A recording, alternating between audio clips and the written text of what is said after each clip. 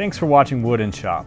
I'm Joshua Farnsworth, and today I'm going to show you how to make a very common woodworking joint, the tongue and groove joint, with a simple hand plane like this.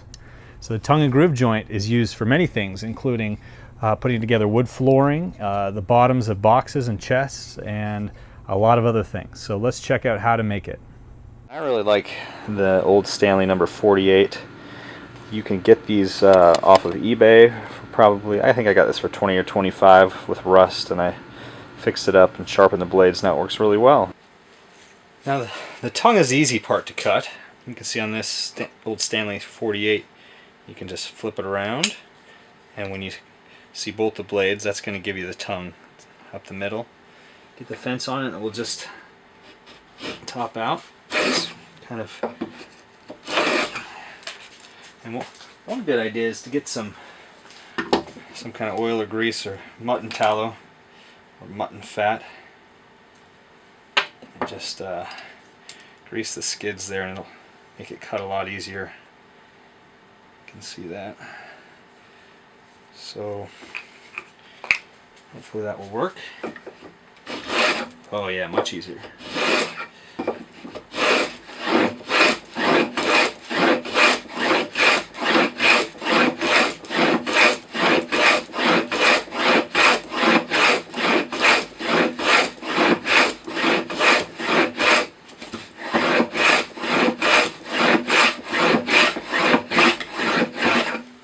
So the grooves are a little bit harder. We'll flip this around. And you can see it's going to be cutting just one down the middle, a groove, or a groove. I'll get that side of the fence too. And I'll get the other board and set it up in here.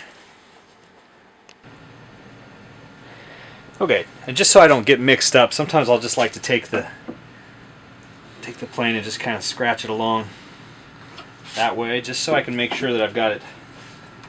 So you can see that, yes, that is the right direction. I'm going to concentrate on really keeping the fence pushed against the workpiece.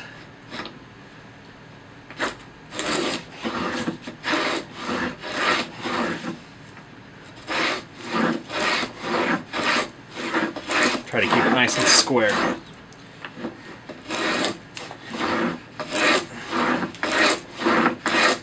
Looks like we're probably going against the grain on this.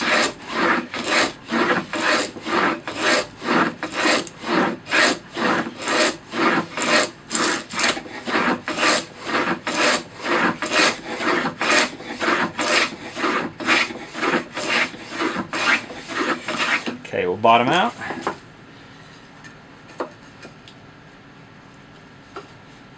This should be like this. See, that's not too bad. Well, I hope you now understand how easy it is to make a tongue and groove joint.